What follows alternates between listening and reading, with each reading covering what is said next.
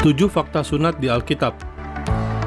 Sunat biasanya dikaitkan sebagai tanda pemeluk Islam.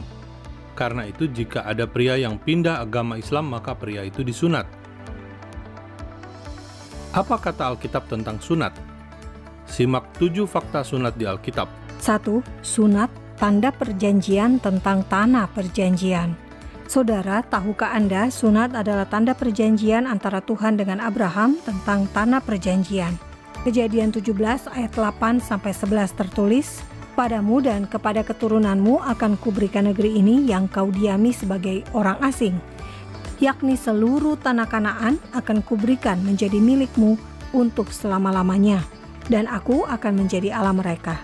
Lagi firman Allah kepada Abraham, "Dari pihakmu engkau harus memegang perjanjianku, engkau dan keturunanmu turun-temurun.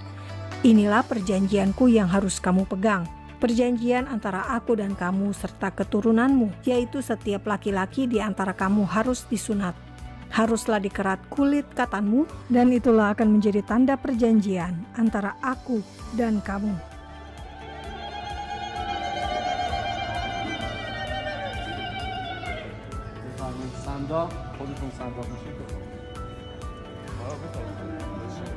Dua, sebelum masuk tanah perjanjian harus disunat. Karena itulah ketika bangsa Israel akan masuk tanah perjanjian, maka Yosua menyunat pria yang lahir di padang gurun dan belum disunat.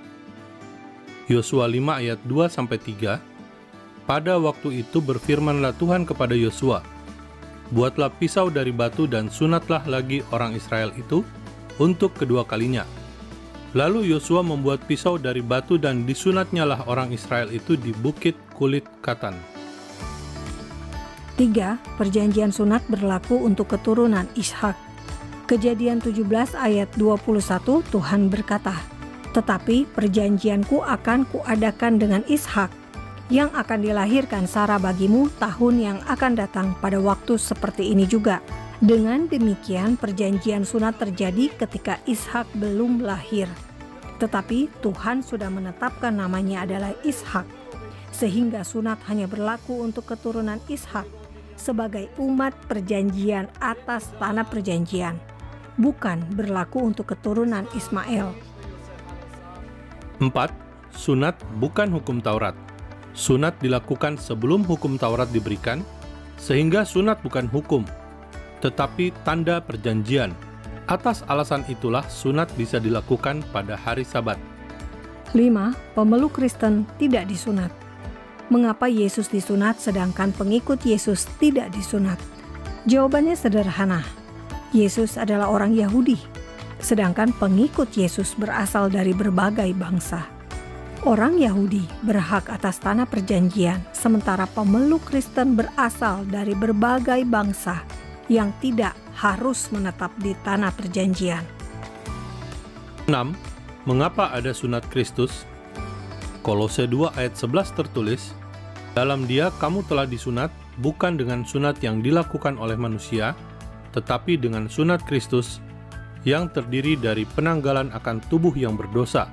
Dengan demikian, jika orang Yahudi melakukan sunat yang dilakukan oleh manusia, orang Kristen disunat dengan cara melepaskan tubuh yang berdosa, dengan cara menerima Yesus Kristus sebagai Tuhan dan Juru Selamat.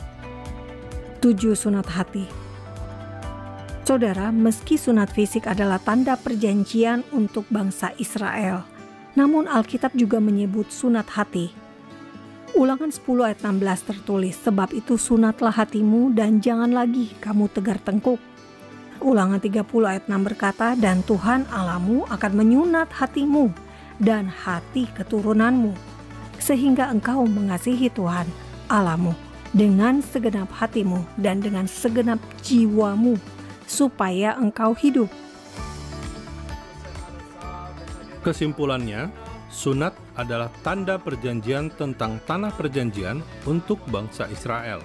Sunat yang Tuhan mau untuk bangsa-bangsa adalah sunat hati oleh Kristus, yakni mengasihi Tuhan dengan cara meninggalkan dosa. Jadi pengertian tentang sunat dalam Alkitab justru sangat dalam. ויעמידها ליעקב לכור לישראל ברית עולם. הודו לאדוני כי טוב. כי לעולם חסדו.